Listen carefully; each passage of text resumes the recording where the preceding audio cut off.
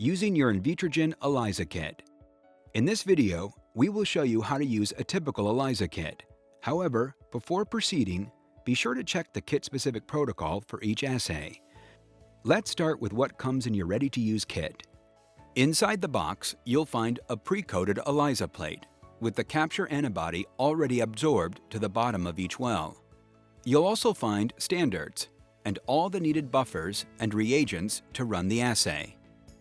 Open the foil pouch to remove the plate and remove any 8-well strips that will not be needed for the current run. Unused strips can be rebagged and stored at 2 to 8 degrees Celsius for future use. To prepare wash buffer, let the wash buffer concentrate reach room temperature and mix to dissolve any precipitated salts. Dilute the concentrate in deionized water as instructed in the protocol.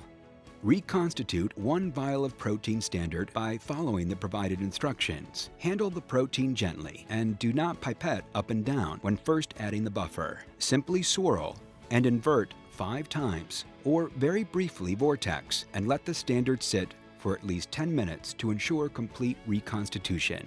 Perform a 1 to 2 serial dilution of the standard. Start by adding the appropriate amount of assay diluent into each tube. Then add the appropriate amount of reconstituted protein into the first tube. Mix thoroughly by pipetting up and down and changing pipette tips between tubes.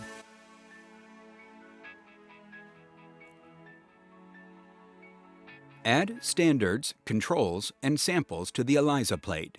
Note that some samples may need to be pre-diluted and some protocols may call for a sequential or co-incubation step with the detector antibody. We will show an example of a co-incubation protocol. Dilute assay buffer concentrate with distilled water. Dilute biotin conjugate concentrate with assay buffer. Add biotin conjugate to the ELISA plate. During this step, the biotin conjugated detector antibody will bind to the antigen at a different site than the capture antibody, creating a sandwich. Cover with an adhesive seal and incubate the plate. After the incubation is complete, either wash the plate manually or use an automated plate washer. To wash manually, fill the wells with wash buffer. Allow it to soak as recommended in the protocol. Then decant by inverting the plate over a sink or container and shaking the fluid out. Repeat the wash steps according to the protocol. After the last wash step, invert the plate and tap it dry against an absorbent paper towel. Do not allow the wells to dry. This washing step will be repeated throughout the protocol.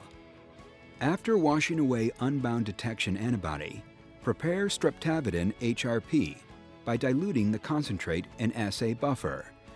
Then add streptavidin HRP to the plate.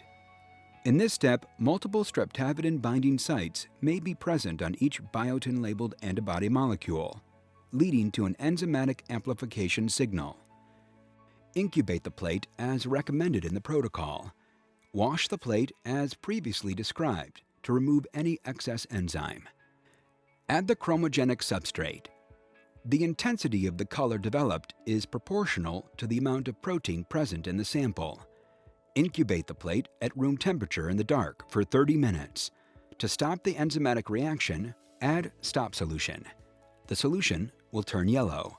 Measure the absorbance at 450 nanometers using an appropriate plate reader. Congratulations, you are now done with your ELISA. For more product information, go to the link on the screen, or for technical questions, email our technical services team at Invitrogen Immunoassays@thermofisher.com.